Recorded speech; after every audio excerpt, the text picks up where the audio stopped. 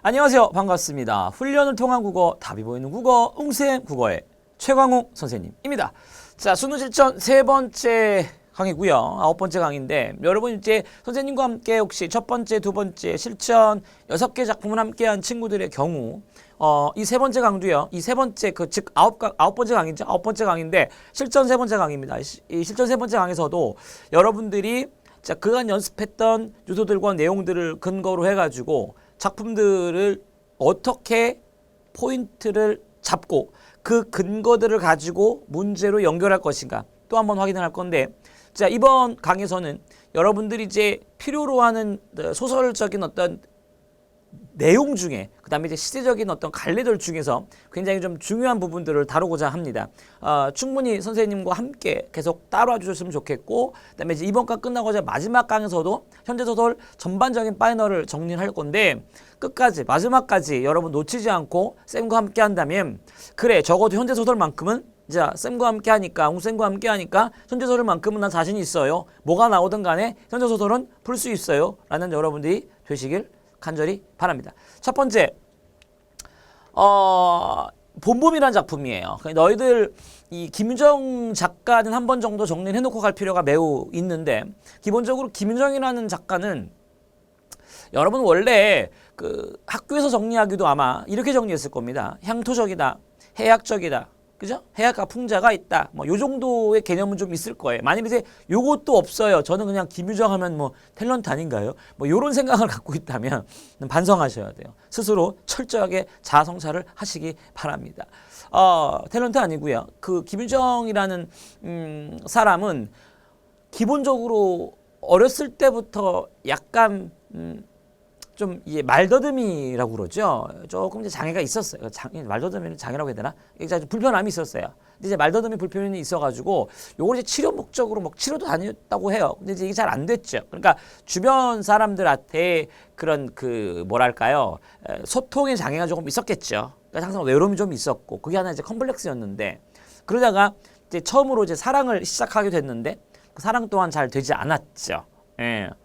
그래가지고 사랑에 좀 열병을 좀 사랑에 대한 아픔을 좀 겪게 되고, 그리고 또 하나는 결국 병에 젊은 날에 이제 병을 얻게 돼요. 폐병이죠. 그래서 이제 피를 토하면서 홀로 병마와 싸우게 되는 작업을, 물론 홀로는 아니야, 조카가 있었다고 해요. 그 춘천 지역에서, 그게 이제 지금 춘천에 가면 김유정역이 있잖아. 나중에 시간 날 때 가봐. 춘천에 가면 김유정역이라고 있어. 김유정 생가 있고 거기서 이제 소설을 쓰게 되는데, 그때 쓰여진 소설들이 참 아이러니하게도 굉장히 풍자와 해악이 깃든 작품들이 많아요. 그래서 해악과 풍자는 웃음을 자아내는 거잖아. 그러니까 여러분들이 앞으로 김유정 작품을 읽을 때 그런 씁쓸함인 것 같아요. 본인은 너무 힘들고 본인은 너무 아프고 본인은 곧 죽게 될지도 모르는 그런 병마와 싸우고 있지만 본인이 그려내는 소설 속의 어떤 캐릭터들은 하나같이 좀 우스꽝스럽고 희화화된 모습들을 그려냈다. 그런 것들을 볼 때 이 작품이 너희들한테 다가오는 것도 좀 다르지 않을까 싶고요. 자, 그리고 또 하나는 지역이 춘천이야. 지금 춘천 제가 가봤더니 춘천 뭐 장난 아니던데요. 지금의 춘천은 그렇지. 근데 그때 당시에 춘천은 어떨까요? 정말 시골, 깡시골, 막시골, 개시골. 엄청난 시골이에요. 그러니까 그런 토속적이고 그런 어떤 시골적인 분위기로서의 강원도 산골의 모습으로서의 향토성이 하나일 거고, 그 다음에 자신은 아프고 힘들지만 그래 내가 그리는, 그리고 어쩌보면 자기가 웃을 일이 없다 보니까 내가 그리는 소설 속의 이야기만큼이라도 무스강스럽게 그림으로써 거기서 어떤 하루하루의 삶의 그런 걸 찾지 않았을까라는 개인적인 생각도 좀 들어보는데, 그 두 가지의 요소라는 것들을 좀 전달하고 싶습니다. 김유정 하면 무엇이다?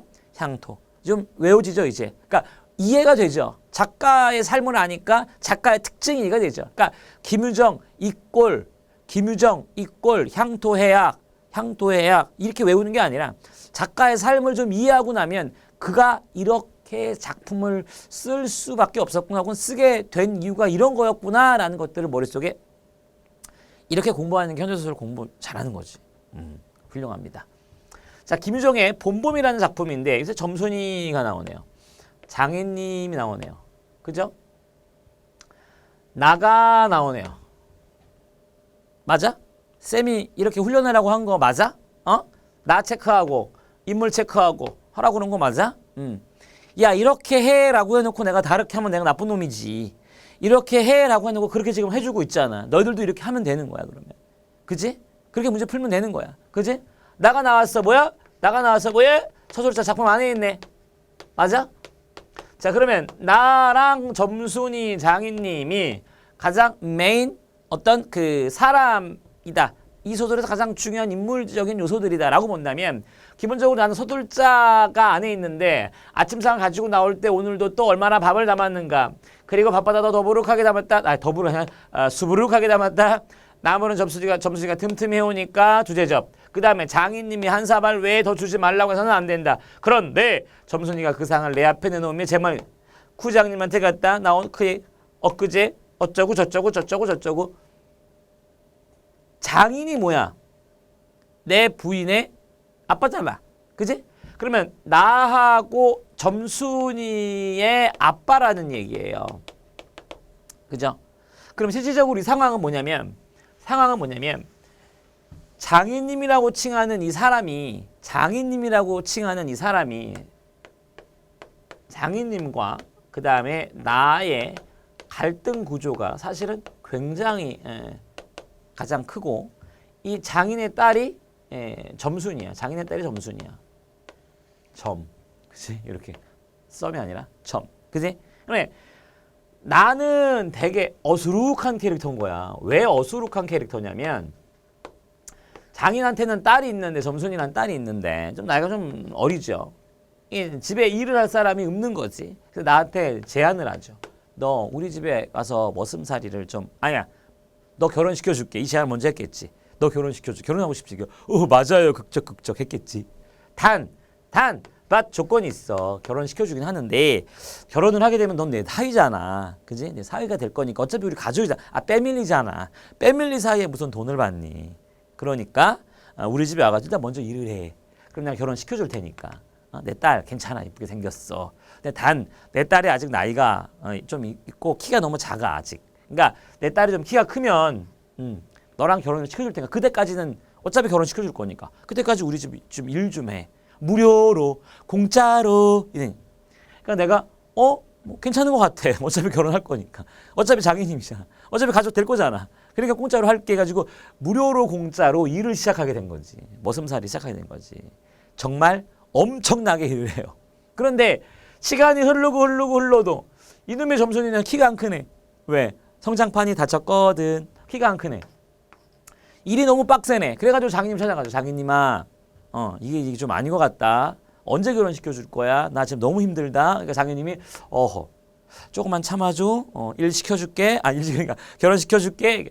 좀 우쭈쭈쭈쭈 달래주는 거죠. 우쭈쭈 달래주는 거야. 내가 정말이지? 진짜지? 그리고 또 일을 하는 거야. 그러니까 장인과 나의 지금 관계 이 상황은 누구는 알아. 독자는 알죠. 이 되게 바보 같잖아. 그리고 얘는 어때? 되게 교활하잖아. 그죠? 얘는 계속 속고. 두 사람이 장인님인데도 불구하고. 그러니까 약간 어떤 느낌이냐면 너희 엄마 있죠, 엄마. 엄마의 아빠가 누구야? 외할아버지죠. 너희 외할아버지랑 너희 아빠랑 만나는 장면을 머릿속에 그려봐. 어때? 너희 아빠랑 너희 외할아버지랑 만날 때 어때? 약간 좀 아이고 김서방 왔는가? 자네 요즘 잘 지내나? 예. 자 먹게. 약간 이런 느낌이잖아. 근데 얘네들은 만나면 어떡해?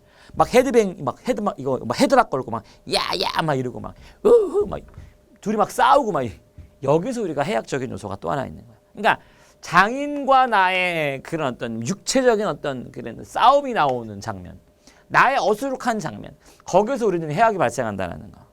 그럼 점순이는 그러면 좋아해요. 결혼을 하고자는 해. 근데 이제 마지막에 점순이가 좀 내 입장에서는 와우 하게 된 장면이 내가 장인을 막 패요. 그 점순이가 좋아할 줄 알았어. 근데 내가 장인을 막 못살게 구니까 점순이가 나중에 장인 편을 들어요. 근데 이거는 어떻게 보면 당연할 수밖에 없는 이유가 뭐냐면 너희가 엄마랑 싸웠어. 너희들 친구한테 가가지고 야, 나 진짜 엄마 때문에 미치겠어. 우리 엄마 왜 그러냐? 나 우리 엄마가 글쎄 나한테 이러는 거야. 막 해. 그러니까 친구가 갑자기 우리 엄마한테 막 쌍욕을 해. 그럼 기분이 어때? 야, 너 그렇다고 왜 우리 엄마한테 욕하냐? 이 얘기 되잖아. 이런 느낌이랑 똑같은 느낌이에요. 그래서 나의 이 점순이의 그런 돌발적인 상황인 행동들을 보면서 작품은 이제 끝이 나. 그러면 여기서 우리가 끄집어내야 되는 건 사실은 두 가지다. 하나는 무엇입니까? 당시에 이런 그 상황, 해학적인 요소들 끄집어내는 것.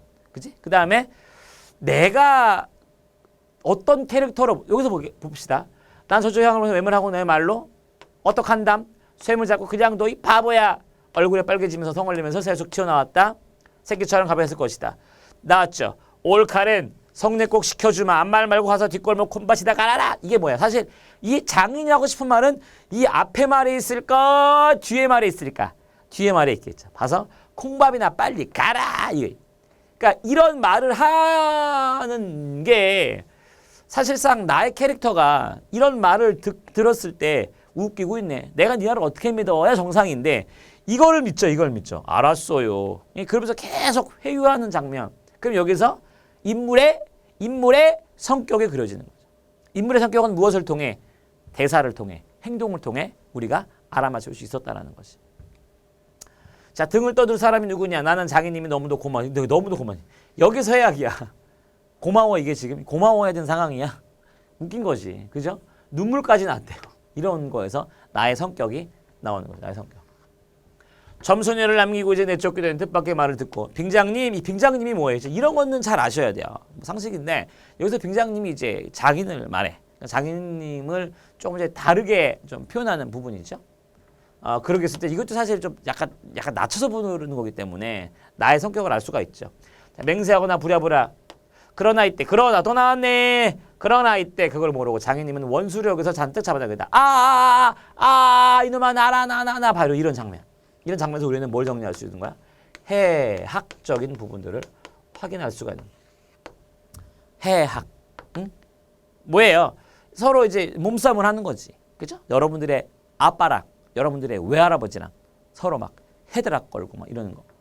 자기님은 헛손질하면서 왜 이왕이면 호되게 혼을 내주리라 어쩌고저쩌고 나오죠. 할아버지 나라나나. 여긴 또 무슨 장면이야? 장인님이 땅에 떨어져 눈에 눈물이 핑 도는 것을 알고 좀 겁도 났다. 할아버지 나라나나나 그래도 안 되니까 얘 점수나 악장같이 장모님과 점수는 헐레벌떡하고 단숨에 튀어나왔다. 나의 생각에 장모님이 제 남편이니까 역성을 할 줄 모른다 하지만 그러나 점순이는 내 편을 들 줄 알았지만 이게 웬일인가. 아빠 편을 들었지. 그러니까 이게 지금 이것도 무슨 소리야. 나랑 장인님이랑 즉 나랑 장인이 엎치락 뒤치락 하면서 뭐 이렇게 때렸다. 그게 약간 어떤 느낌이냐면 너희들 이 장면은 특히 남학생들 잘 들어. 쉬는 시간에 애들끼리 막 장난치잖아. 그래서 이렇게 딱 헤드락 걸고 막 하잖아. 너 뭐라 그랬어? 너 막 그러면 내가 알았어 미안 안 그럴게 이거 제일 좀 풀어줘 하다가 딱 풀면은 헤헤 해서 또 막 장난치고 뭐 이렇게 막 싸우잖아. 그런 느낌이랑 떠다는 거지. 근데 이제 이 상황에서 내가 막 아버지를 괴롭히고 막 할 때 장인님을 괴롭히고 할 때 점순이가 누구 편을 들어준다라는 거야. 왜냐면 당연히 남편이니까 엄마는 장모는 들겠지. 근데 여기서 이제 누구의 점순이의 모습을 보고 와우 했다. 근데 여기서 우리가 기억해야 되는 건 그렇다고 지금 점순이가 부정적인 인물이냐고. 그건 아니지. 그지? 자, 에그머니 망할게 아버지 죽이네. 이게 누구야? 점순이야 말이죠. 기운이 턱 떨어져. 나는 자, 그러나도 나왔죠. 나는 구태여 피하려지 않고 암만 해도 그 속을 알 수 없는 점순이의 얼굴만 멀거니 들여다보았다. 이 자식 자기 입에서 할아버지 소리가 나오도록 해. 이게 무슨 상황인지 알겠어? 사실 이게 뭐예요? 내가 점순이의 그 상황을, 점순이의 행동을 알 수 없다라는 부분들을 통해서 나의 어색함이 좀 더 부각되는 부분들이 될 수가 있겠죠. 그죠? 그러면 자, 인물의 대화와 행동이 주된 거였잖아. 대화와 행동을 중심으로 체크했잖아. 나와. 돼 안 돼? 되잖아. 그지? 배경 묘사를 통해 인물의 극한 상황을 부각했다. 여러분 일반적으로 배경 묘사가 인물의 상황을 부각하거나 인물의 심리를 나타내는 소설들이 있어 없어? 많아요. 있어요. 여러분들 방한 선생님의 겨울나들이라는 작품 혹시 아시나요? 거기도 보게 되면 배경에 대한 묘사가 인물의 심리를 그대로 드러내요. 여러분들이 이제 만나는 작품들, 특히 현재 작품들 중에는 종종 있어요.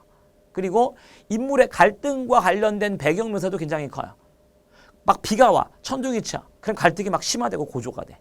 그리고 막 황량해. 그랬을 땐 인물의 심리가 어떻게? 매우 쓸쓸하게 그려져. 이런 연계성은 있어. 근데 이 작품은 아니야. 주로 현대소설이 많아. 그러니까 물론 다 현대소설인데 주로 최근 소설. 80년대, 90년대 이후 소설들이 좀 많고요. 이런 것들은 배경묘사로 상황이나 인물을 부각하는 거에서는 좀 거리가 조금 멀죠. 작품은 정답은 2번인 거죠. 자, 시간을 바꾼 거 맞아요. 시간 역전이 드러나고요. 비유 사용 뭐뭐 가치처럼이니까 이거 되고요. 방언 엄청 많이 나왔죠. 쌤, 누가 이런 질문합니다. 구어적인 표현이 뭐예요? 이 구자가 입구자예요. 그래서 구어적인 표현이라는 게 있고요. 그다음에 문어적인 게 있어요. 문어체 혹은 문어적. 나 문어 좋아하는데 안 돼. 그런 애들이면 안 돼. 여기서 문어는 이 문자가 그럴 문자. 그래서 뭐뭐 하리오리다. 뭐뭐 하리까. 그래서 쓰는 말투도 우리가 이제 문어체라고 이야기하고요. 구어는 우리가 일상생활에서 하는 것들 있죠. 밥 먹었니? 넌 참 재수 없어. 이렇게 말하는 건 구어라고 이야기해. 그치? 그래서 정답을 2번이라고 확인하면 좋겠네요. 자, 인물의 행위에 대한 설명입니다. 라고 그랬는데요. 자, 밑줄친 부분을 우리가 정리를 했습니다. 기억에서 어떻게 됩니까? 점순이와 내외를 하고 있다. 결혼하기 전이니까 맞겠죠? 그죠? 그 다음에 결혼 문제에 적극성을 보이는 자신을 부끄러워하고 있다. 되죠? 근데 결혼을 시켜주겠다라는 약속이 진심임이 드러나고 있다. 이건 안 된다는 거예요. 진심으로 결혼을 시켜주려고 막 하고 있는 장면에 사실 일을 시키려고 하는 행위라고 보셔야 돼요. 누가? 장인은 일을 시키기 위한 거겠지. 그지? 자, 보기를 바탕으로 감상한 적절하지 않은 게 무엇입니까? 중요하죠. 동그라미 체크. 해악은 김유정 소설에서 빼놓을 수 없는 요소인데 나왔죠? 긍정적인 인물뿐만 아니라 자, 밑줄 긋읍시다. 부정적 환경을 만들어내는 부정적 인물을 통해서도 웃음을 유발한다라는 거야. 그게 이제 해악이 갖고 있는 큰 특징 중에 하나라는 거죠. 여기에서 장인님이라는 사람이 갖고 있는 모습과 그 부정적인 환경 속에서도 웃음을 유발하고 있어요. 그죠? 부정적인 환경에 대한 직접적인 비판보다는 그에 대한 어떤 순박한 인물을 순박한 인물을 괴롭히는 부정적인 인물을 어떻게 한다? 희화화한다. 다시 한번 희화화한다. 마지막 희화화한다. 희화화가 무엇입니까? 여러분들 왜 분장질 김선생 이런 것들 보게 되면은 희화화, 우스꽝스럽게 조롱하고 우스꽝스럽게 표현하는 것 이런 것들을 희화화하고 연결시킬 수가 있겠죠. 그래서 여기서 사실상 이제 해학적인 요소들을 좀 정리해서 보는데 장인의 말을 쉽게 속아 넘어가는 나의 동정심 유발 이런 것도 되겠죠. 자기네 속아 넘어 성대로 인한 갈등, 바짓가랑이를 싸우는 장면도 희화화된 거죠. 그러니까 사실상 그 장인이랑 막 바짓가랑이 자꾸 싸우고 막 이런 것들이 장인의 딸과 성내를 이용하여 나의 노동력 착취하는 누구의 모습? 장인의 모습을 확인할 수가 있겠죠. 나는 장인에게 머리가 터지도록 얻어맞고 머리가 터지도록 얻어맞죠. 이런 것들. 근데 장인을 혼내주라던 점순이가 결국 내 귀를 잡아당겨 여기서 점순이를 부정적 설정 인물이라고 되면 된다고 그래서 안 된다고 그래서 그렇다고 해서 점순이가 부정적인 인물로 그려진 거는 아니고요. 오히려 점순이 입장에서는 내가 자신의 이게 친아빠야 친아빠. 친아빠를 이렇게 공격을 하게 되면 안 되잖아. 그렇게 해석을 했었어야지. 그지? 나의 입장에서는 그죠? 작품 다음 두 번째로 좀 넘어가도록 하겠습니다. 두 번째 넘어가니까 문제를 먼저 좀 확인하는데 문제를 좀 먼저 하겠는데 이태준의 복덕방이라는 작품입니다. 자, 이런 문제 한번 보세요. 수능에서도 굉장히 좀 정리가 되는 모습들이 하나인데 안초시, 서참이, 박휴안 이렇게 인물들의 관계를 제시해서 정리하는 인물들의 관계 파악 문제가 되겠고요. 자, 그 다음에 감상 문제도 나왔네요. 그죠? 자, 그 다음에는 뭐예요? 그 다음에는 자, 기억, 니은 공통점 파악하는 문제. 그죠? 공통점 파악하는 문제. 그지? 자, 그러면 인물의 어떤 관계 이거 아까 그것도 결국 인물 문제거든요. 그러니까 인물의 관계 파악. 그 다음에 감상. 밑줄친 부분의 의미. 정리가 되잖아. 뭐야? 아, 다 같구나. 아, 문제가 나오는 건 다 같구나. 수능 문제? 뭐 이런 거예요. 연결되는 거예요. 그지? 별거 없어. 별거 없어. 어련히 이제 사드리려고요. 딸하고는 감히 천천히 샤씨는 그의 겨울이 다 지나도록 구경도 못했다. 샤씨는 커녕 안경딸이 고치겠다라는 돈 1원만 달래도 자 1원만 달래도 1원짜리를 굳이 주었다. 그러면 샤스랑 안경은 자 나 여기서 이제 이야기하고 있는 그 인물의 뭐에 관련된 거예요? 나의 경제력이 나의 경제권이 굉장히 주체적이다, 주도적이다라고 볼 수 없다라는 것을 알 수 있는 거죠. 여기서 진행하고 있는 누가 관련된 거예요? 안초시. 그죠? 그러니까 안초시는 안초시는 딸에게 경제권을 정제권이 종속되어 있다라는 것을 알 수 있는 거지. 자, 50원짜리 다리도 있지만 어쩌고 저쩌고. 그러면서 왜 안경다리 고치셨어요? 안 고치셨어요? 그러니까 딸이 그날 저녁에 물었다. 초시는 말은 안 한다. 여기서 이제 관계가 자, 초시 동그라미 초시. 어떤 쳤니? 관계가 초시가 나오고 이걸 우리가 이제 안초시다라고 이야기를 하고 그 다음에 박희환 그 다음에 서참이 이름이 초시고 참이가 아니다. 누가 물어보다. 얘는 박희환이 이제 이름이 맞고요. 초시랑 참이는 상징하는 바가 조금 있는데 그 구한말 즉 조선시대 때의 직책 벼슬 이름 중에 하나예요. 그러니까 초시는 뭐 큰 벼슬은 아니고요. 예전에 이제 과거 시험을 보게 되면 1차 합격 정도로 하게 되면 기본적으로 이제 나오는 이름 중에 하나가 초시야. 근데 이게 의미하는 게 뭐냐면 여기서 안초시도 그렇고 박희환도 그렇고 서참이도 그렇고 얘네들이 주로 얘네들의 활동했던 주 무대의 시대는 언제냐면은 조선 말이죠. 구한말, 조선 말엽의 시대라는 거지. 그런데 문제는 시대가 바뀌었어.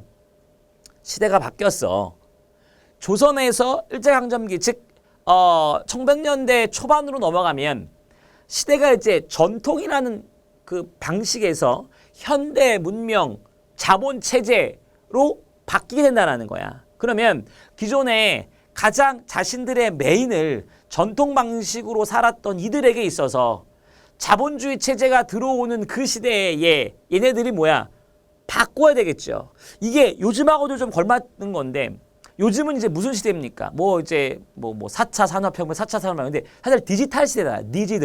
디지털 시대잖아. 근데 7, 80년대 전통적인 그런 아날로그 방식이 살았던 그 세대들은 이런 디지털 시대가 어떤 거야? 잘 적응하기가 힘든 거죠. 하다못해 여러분들 엄마 아빠 세대는 스마트폰이라든가 물론 저희 아빠 스마트폰 개 잘하는데 이럴 수도 있겠지만 좀 나이 드신 분들 그럼 더 할머니 할아버지로 갑시다. 할머니 할아버지가 이런 스마트폰 기계 다루는 거라든가 컴퓨터 엑셀 다루는 거라든가 이게 자유롭지가 않잖아. 너희들이랑 좀 다르잖아. 그런 어떤 개념이라고 생각하시면 돼요. 그 시대를 요만큼 툭 잘라가지고 과거로 쭉 해놨다라고 보시면 돼요. 그럼 얘네들의 입장에서는 기존의 조선의 어떤 유교, 전통, 방식에 있었던 사람들이 이제 조선이 망하고 바뀐 시대에서 이제는 더 이상 계급도 없고 양반 쌍놈 이런 것도 없고 이런 것도 없어. 그럼 가만 생각해 보면 여러분 잘 생각해 봐. 경복궁이 있었을 때 조선시대 때 경복궁 안에 있었던 사람들은 하루아침에 뭐가 되는 거지? 싹 다 무직이 되는 거잖아. 경복궁에 있던 사람들이 얼마나 많았겠냐? 궁녀 포함. 그런데 일본으로 넘어가면서 어떻게 되는 거야? 거기 있던 사람들은 싹 다 무직이야.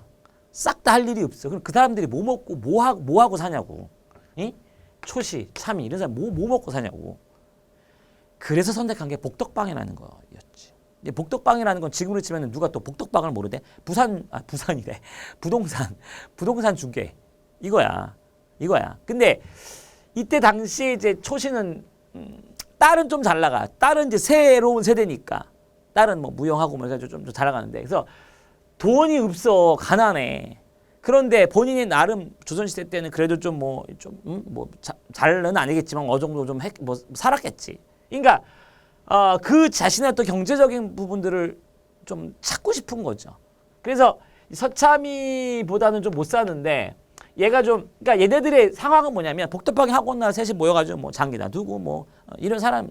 그러니까 서참이도 그렇고 이 박희환 영감도 그렇고 이렇다 할 적을 못 하고 있는 거죠. 근데 박희환한테 정보를 얻죠. 어느 부분의 땅이 뜬다. 그래가지고 이제 초시가 그 땅에 대한 정보를 가지고 딸한테 돈을 땡겨서 투자를 와방을 하죠. 그랬는데 그게 어떻게 돼? 쾅 무너지죠. 그래서 어떻게 돼요? 초시는 자살을 선택하죠. 충격적이죠. 그죠? 그럼 자살을 선택한다라는 그 행위가 갖고 있는 의미가 뭐야? 새로 바뀐 이 체제, 시대, 상황에 적응을 한다라는 거야? 못한다라는 거야? 못한다라는 거지. 적응하기 힘들었다라는 거죠. 그런 어떤 세대 간의 모습들을 보여주고자 했던 거죠. 그럼 누구는 이 안초시의 딸을 비롯한 그 세대들은 거기에 맞게 적응을 해서 살아가는 세대와 그렇지 못한 세대 간의 어떤 모습들. 그죠? 초신은 말하지 않았고 딸은 며칠 뒤에도 또 50전을 주었다. 아버지 보험료에도 한 달에 3원 80전이 나가야 하였다. 보험료가 타먹어서 뭐 주고달라고 어쩌고저쩌고. 아버지 왜 들었지? 누구 왜 들었네요? 초신은 정말 어쩌고저쩌고. 어렵다는 걸 알 수 있겠죠. 초신 설명하지 않았다. 지금 아버지가 좋고 낮은 걸 가르쳤지야야? 그죠? 좋고 낮은 걸 가르쳤지야야? 이게 뭐예요? 그러니까 이 안초씨라는 사람이 나이 먹어서 시대가 바뀌면서 경제력은 다운되고 누구한테 딸한테도 이렇게 무시를 당하고 있다는 상황. 그죠? 자식도 소용없어. 더구나 딸 자식. 그죠? 내 수중에 돈이 있어야지. 다시 한번 말합니다. 돈이 있어야지. 자, 어떤 캐릭터인 거야 그러면? 딸이 중요해, 돈이 중요해? 돈이 중요하다는 얘기야. 물론 그것까지는 아니겠지만 그만큼 여기에서 그려지고 있는 안초씨라는 인물 캐릭터는 두 가지를 잡을 수 있었던 거야. 하나는 뭐야? 경제적으로 궁핍해. 딸한테 무시받아. 그래서 두 번째 뭐야? 돈을 중시 여겨. 돈이 중요한 거야. 초 씨에게는 돈이 중요해. 이렇게 돈을 중시 여기는 사람의 돈이 사기로 다 날아갔어. 죽을 수밖에 없는 거야. 근거. 이게 뭐니? 사건이 갖고 있는 유기성과 개연성. 현대소설 쌤이 연습할 때 했니? 마지막에 밑도 끝도 없이 안초씨가 자살을 하게 되면 이거 얼마나 이해가 안 되겠니? 독자들의 입장에서. 그런데 이런 장면들이 있잖아. 얘는 돈이 너무 중요한 사람이야. 돈이 최고인 사람이야. 그런데 나의 그 어마어마한 돈이 한 큐에 날아가 버렸어. 어떻게? 나왔잖아.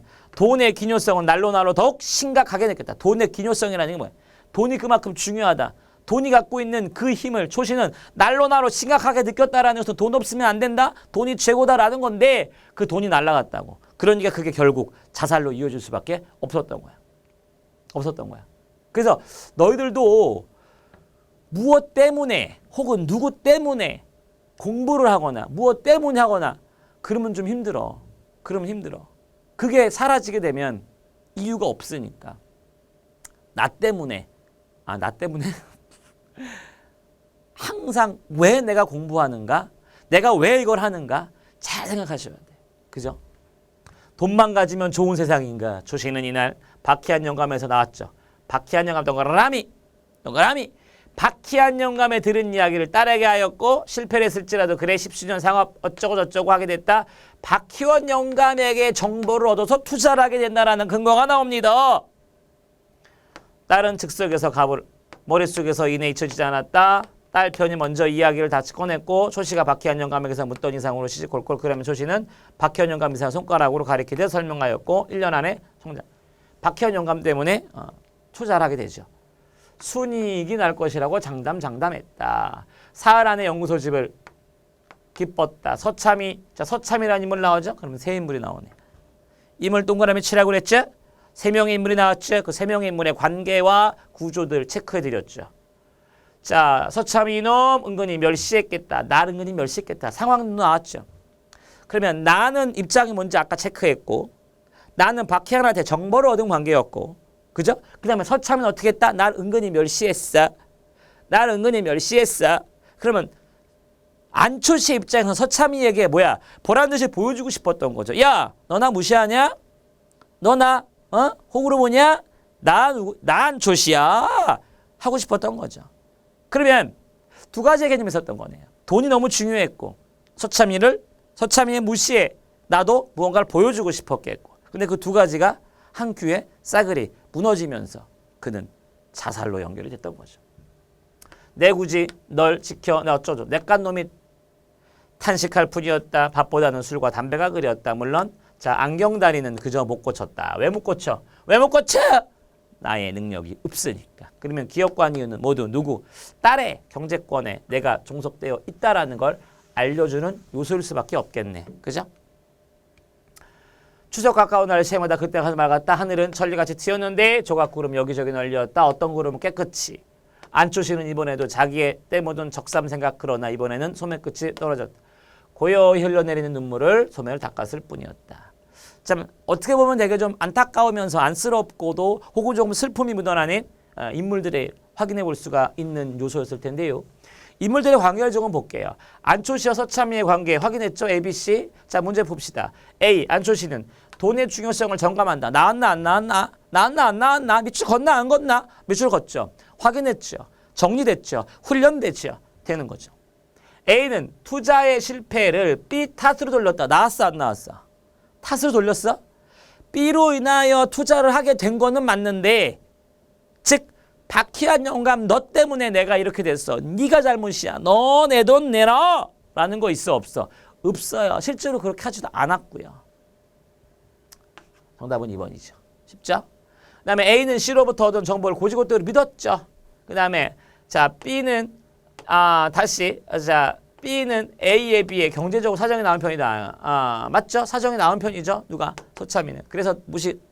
그다음에 C는 A의 몰락의 원인을 제공을 했죠. 아이고 B 탓이니까 서참이네. 서참이 다 돌려는 거 아니죠? 그다음에 요거 이제 C의 몰락의 원인 제공하는 것도 아니고, 그지? 정답은 2번이네. 그지? 보기를 참고 읽글을 감상한다. 보기 이 작품은 나왔네요. 부동산 투기를 통해 한몫 잡으려는 인물들의 모습을 묘사했다. 나왔네. 근대 지향이 이성적이지 않는 요소에 기대고 있다는 점을 통렬하게 지적하고 자본주의의 확립을 전통적 가치관의 해체의 모습을 보여주면서 자본주의 혁신과 더불어 새롭게 도입된 제도에 대한 거부감을 드러낸 인물들의 모습. 문장이 열날이 긴데 결국 하고자 하는 말이라는 게 뭐야? 자본주의 체제는 이성이에요. 논리예요. 그죠? 그러니까 새로운 어떤 자본주의 체제에 적응하지 못한 구시대, 구발상, 그죠? 전통, 적인 사람들과의 어떤 괴리감과 그 사이의 갭을 이야기하고자 했던 게 모습이었다면. 그래서 마지막 뭐야? 근대를 바라보는 작가의 태도라는 거죠. 그럼 근대에 적응하지 못하는 이 세대들의 아픔 혹은 그런 모습을 보이고 싶었던 거죠. 정리됩니까? 그럼 확인해 볼까? 아버지를 보살피는 것에 소홀한 딸의 모습을 통해 전통적 가치관이 점점점 사라지는 모습을 확인할 수 있다. 돼? 되죠? 조선시대 때 여러분 심청이 기억나요? 심청이랑 이 안경화 어떤 것 같아? 여기서 그 딸 이름이 안경화야. 어떤 것 같아? 완전 다르죠. 이게 사실상 어떻게 보면 요즘 우리들의 모습 아니니? 그죠? 여러분들 엄마 아빠한테 어떻게 하니? 엄마 아빠가 오히려 너희들한테 아이고 뭐 챙겨주고 이제 됐어 안 먹어 하면서 뭐야 엄마 좀 똑바로 해 뭐 그러죠. 엄청 그러잖아. 이게 사실은 뭐야? 옛날엔 어떠니? 야 얼굴도 못 쳐다봐. 어디 딸이 아빠 얼굴을 봐. 이거 해 그럼 예 다녀오십시오. 아바마 3.5반가 예 어디 뭐 아니요 왜요가 어딨어. 이런 어떤 전통적인 게 사라지는 모습이라는 거야. 하루아침에 큰 돈을 벌어 세상을 세상과의 교섭. 안초시가 전통적 가치관에 가면 여기서 큰 돈을 벌어서 세상과 교섭하는 거는 전통적 가치관의 단면하고 상관이 없어요. 전통적 가치관이 아니죠. 이거 오히려 자본주의하고 관련이 있죠. 자본주의와 관련이 있죠. 그러니까 2번은 뭐 사실 틀렸고. 투자이익을 얻기 위해 집을 담보로 마련하는 것, 부동산 투기에 입사하는 것, 그게 사회 하나의 모습일 수 있겠고요. 한국개발, 불확실한 풍문을 믿고 투기하는 모습에서 합리적인 이성에 기대지는 않은 거란 얘기죠. 합리적인 이성이라는 게 근데 자본주의 모습이라면 그건 아니라는 거죠. 자, 그럼 기영 작가 뭐라고 그랬어? 안초시는 딸 안경화한테 경제적으로 종속되어 있다는 거 얘기했었죠. 그죠? 다음 작품. 이번 강의 이제 마지막 시스템인데 사실상 이제 사평역이라는 작품이에요. 자, 문제를 보니까 이것도 다시 현대로 좀 최근으로 넘어옵니다. 자, 미추진 부분들에 대한 설명. 그죠? 자, 감상 또 나왔잖아. 우리는 뭘 깨달을 수가 있죠? 그래. 지긋지긋 나오는구나. 무조건 나오는구나. 감상 문제. 연습 많이 해야 되겠구나. 훈련 많이 해야 되겠구나. 그러면 감상 문제 하나. 그 다음에 미추진 부분 문제 하나로 정리 좀 해보자. 사평역이라는 임철우의 작품은요. 기존에 이제 제목이 항상 선생님 또 뭐라고 그랬니? 제목 먼저 보락했냐? 사평역이야. 사평역은 실제 있는 역이게 없는 역이게 말해봐. 없는 역이요. 땡. 있는 역이요. 땡. 땡땡. 사평역은 이상한 사람인데 사평역은 실제로 없어요. 없는 역인데 이게 지하철역으로 최근에 뭐 어떤 역이 또 생겼대. 근데 원래는 있는 역을 대상으로 한 건 아니고요.